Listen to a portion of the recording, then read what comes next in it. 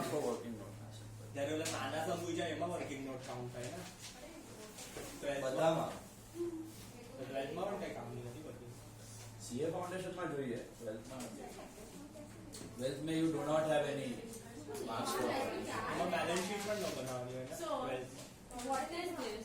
छे extract balance sheet extract छे we take that in revision but rare chance 3.5 Why? why 10 marks बताना है ना ना 5 marks 10 marks 5 marks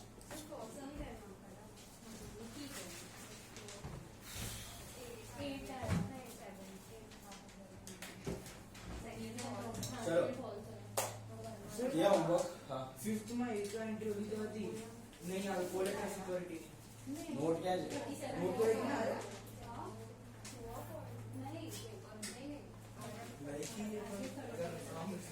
ગયો કપા દરમિયાન ए पहले ही नो पर नोट लेकी है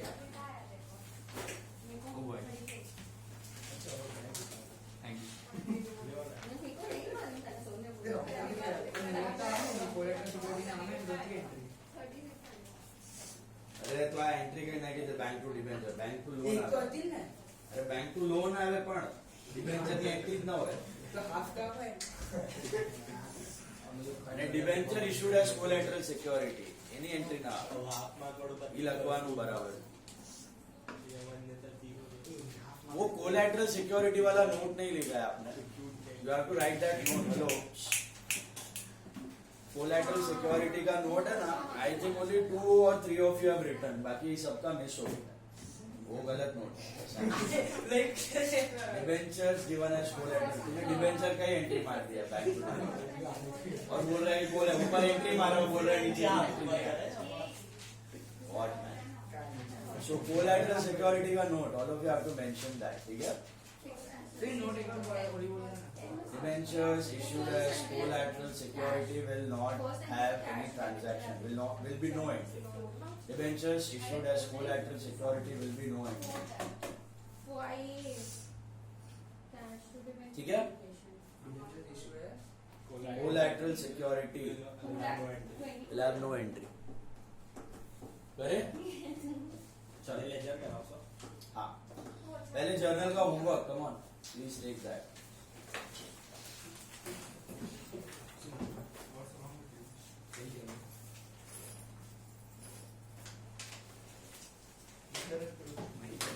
ઓલા લોકો માં આજે શું છે નવેમ્બર આપેલી નવેમ્બર માં આઈએસ આ પેપર નું તમારું ગ્રુપ અલગ છે ये लोग का ऑप्शनल है ना ऊपर ના ના શું ઓપ્શનલ એટલે ટેસ્ટ ઓપ્શનલ है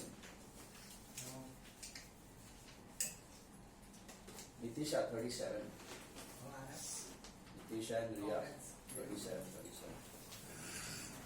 इधर भी 37 ही आया ना ये सेम नॉट बैड लेकिन पीछे का स्कोर थोड़ा बैड है इसको 30 के नीचे है वर्क ऑन दैट ये होमवर्क किया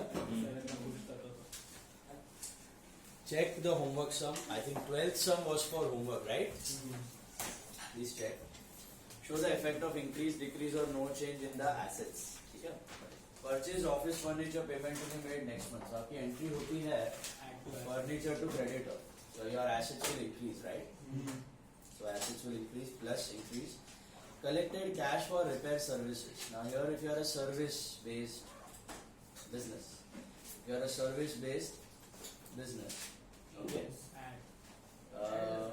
so that's your income so cash to service income right so cash will increase asset will increase so add asset बढ़ेगा increase होगा goods sold on credit so entries debtors to sales इसमें थोड़ा सा आपको careful रहना है debtors to sales में क्या होता है debtors asset बढ़ता है और sales होता है ना तब goods decrease but generally you sell goods at profit नहीं दिया होगा तो नो प्रॉफिट नो लॉस इसलिए मैंने आपको बोला यहाँ पे एक ट्रिकी है थोड़ा सा वो सेल्स का आपको ध्यान रखना है यहाँ पर वही चीज था कि आपका जो सेल्स होता है that is with profit generally. तो समझो आपने 5,000 का गुड्स 6,000 में सेल किया, ठीक है, तो आपका डेटर बढ़ेगा 6,000 से, डेटर्स टू सेल्स, डेटर्स बढ़ेगा 6 से, लेकिन स्टॉक कम होगा 5 से। सो नेट मार्जिन से देखा जाए तो थोड़ा सा एसेट विल इंक्रीज, 1,000 का प्रॉफिट है आपका, वो कैपिटल में जाता है। अगर ऐसे क्लिक हुआ है तो well and good. Okay, so generally जब आप क्रेडिट पे सेल करते हो ना गुड्स, तो डेटर्स बढ़ेगा बाय 6, एसेट बढ़ा, एंड स्टॉक घटेगा but not exactly by 6, it be by 5 और 4,000, क्योंकि ऊपर का 1,500 जो भी है that is your profit. Are you getting that? तो इन जनरल देखा जाए तो इस ट्रांजैक्शन में your net asset will increase by small amount, whatever small amount of profit you have, उतने से आपका asset will increase. On the other hand, you can assume that no profit, no loss, and zero change. तो उधर note लिख देना, assume the goods are sold at no profit or loss. कल हमने accounting equation में किया था, no profit or loss. So assume it is no profit or loss, and you keep it constant. Did you get this?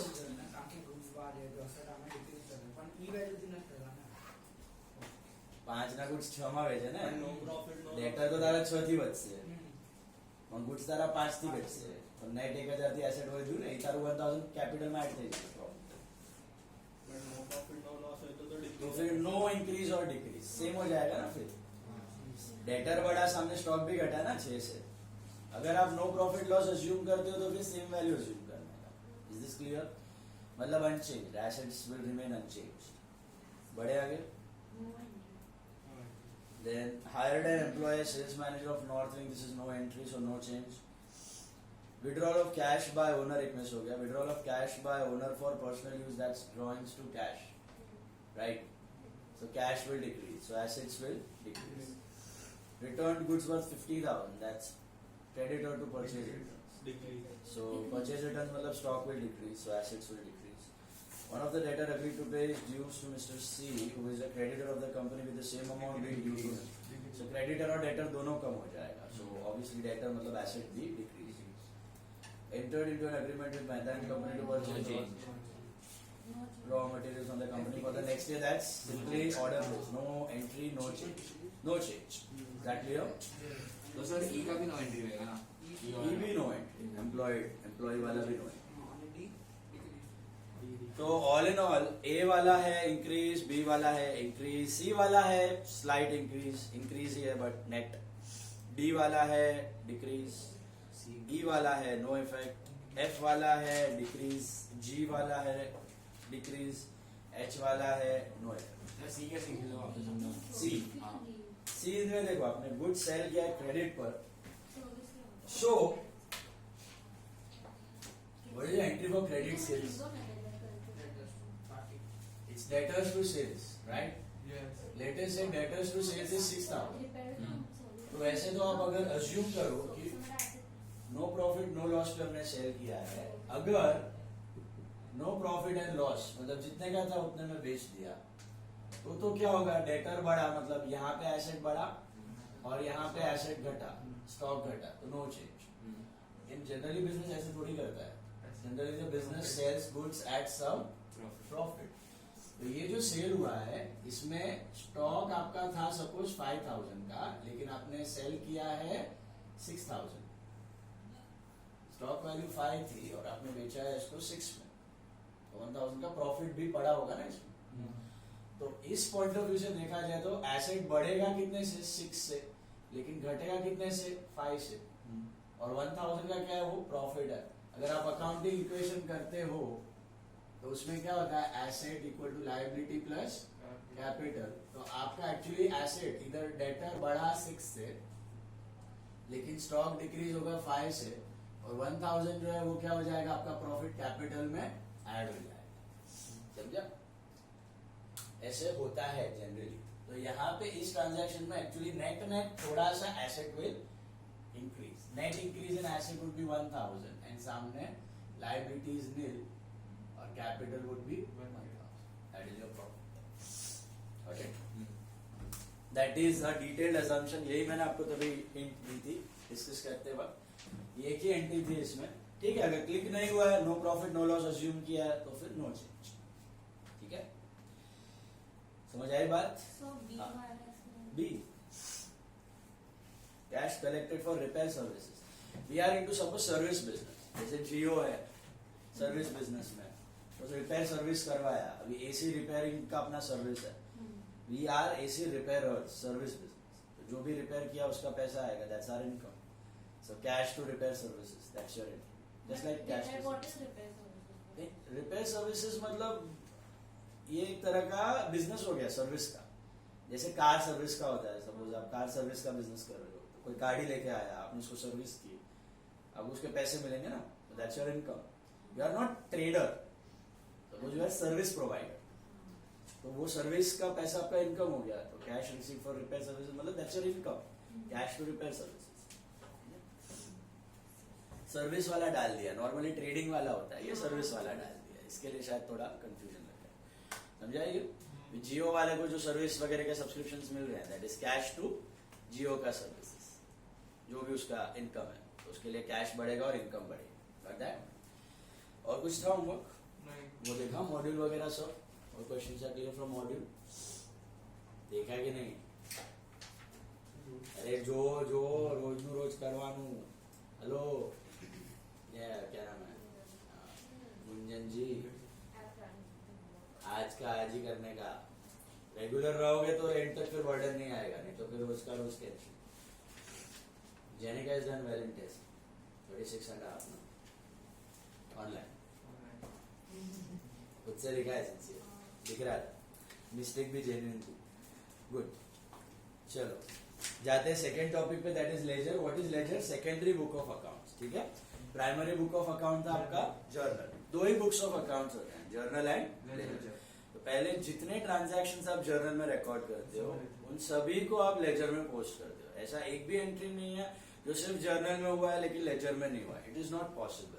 So every transaction which you have recorded in journal will also be recorded into ledger. So ledger is called as a book of secondary entry. Secondary entry. Primary entry होती है journal में, वहां से जाता है laser में।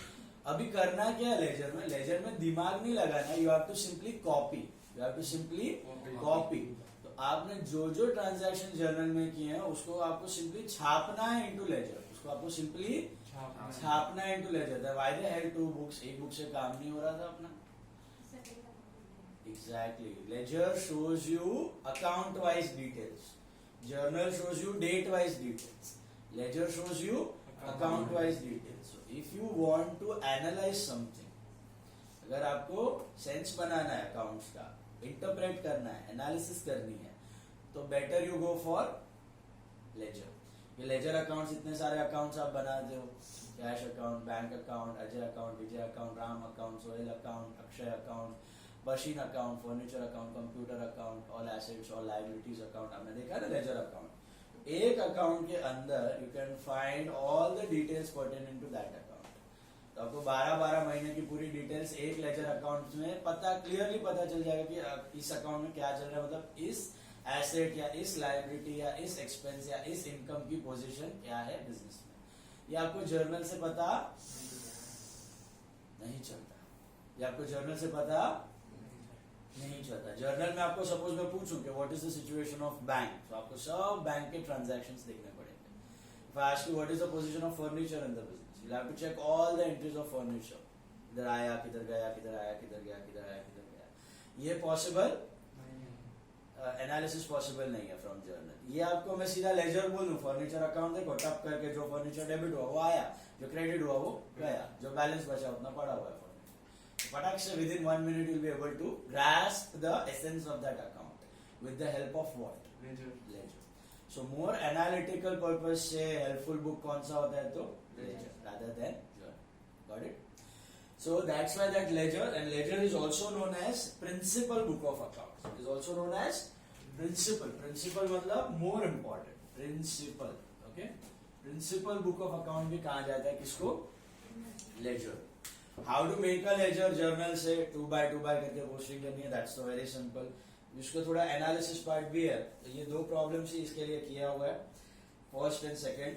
इसमें आपको जर्नल भी करना है और उसके बाद लेजर भी करना है। So let's start with the first one. In the books of Raja, can you see that? मिला? In the books of Raja, आपको दिया हुआ है बैलेंस वो नहीं आएगा ना जर्नल में आएगा बैलेंस नहीं, बैलेंस की कोई एंट्री नहीं होती है. Balance is not a transaction. Balance is just a difference. Now listen. 1/3/12 Jan 12 नहीं है, वो March 12 है. नीचे January दिया है. Just cut it and make it March. It is March 12. आपको कौन से अकाउंट्स बनाने हैं जिसका बैलेंस दिया हुआ है ऊपर. सी व्हाट आर अकाउंट्स का balance they have given. They have given cash, Anil, Sunil, machine and purchase. Can you see that? Hello. So you have to make the following accounts: cash, Anil, Sunil, machine and purchase. Got it? Hello. इसके laser बनाना इसके ledger account बनाना है, but पहले journal करके फिर बनाना. Directly laser करने जाओगे mistake हो जाएगी. ठीक है, तो पहले जर्नल ड्रॉ करो, उसके बाद लेजर करेंगे. Draw the journal first. All of you.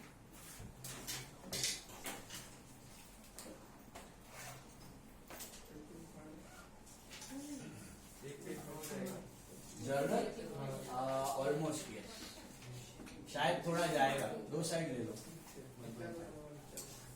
पांच अकाउंट बनाना टेक 2 साइड्स. ये 5 होगा. पहले जर्नल, फिर उसके बेसिस पे विल डू लेजर. ओके, अभी I want you all to try the journal on your own except for the last entry. एक last entry छोड़ देना और वो स्टार्टेड बिजनेस को कट करो. It is not started business, it is invested in running business. Started word को cut करो. Started दिया ना पहले लाइन पे, उसको कट करो and write invested in running business. Invested in running business. Invested in running business. Y सो? क्योंकि already आपको बैलेंस दिया हुआ है ऊपर, दिख रहा है. So is it the first year or continuing year? Continuing year, continuing month. So पहले जर्नल कर लो. No narrations, quickly wind up the journal. Just don't do the last entry. 31st वाला छोड़ देना जर्नल में. क्यों छोड़ना है वो भी बताता हूं. बाकी पूरा कर लो. जर्नल कर लो फटाफट. सर जर्नल में नरेशन नहीं होगा नो नरेशंस.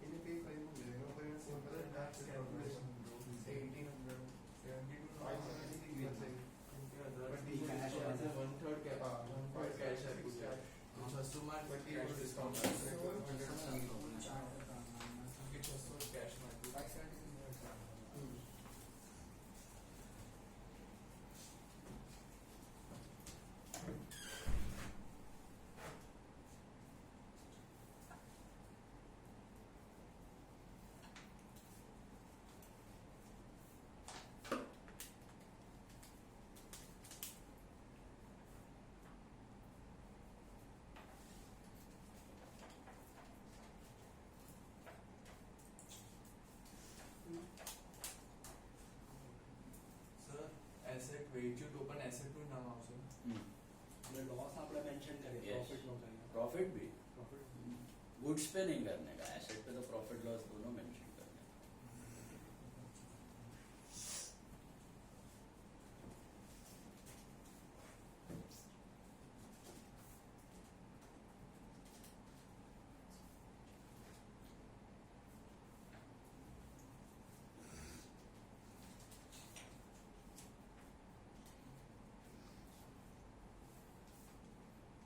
आ रहा है जर्नल आ रहा है. लास्ट वाला मत करना, 31st वाला.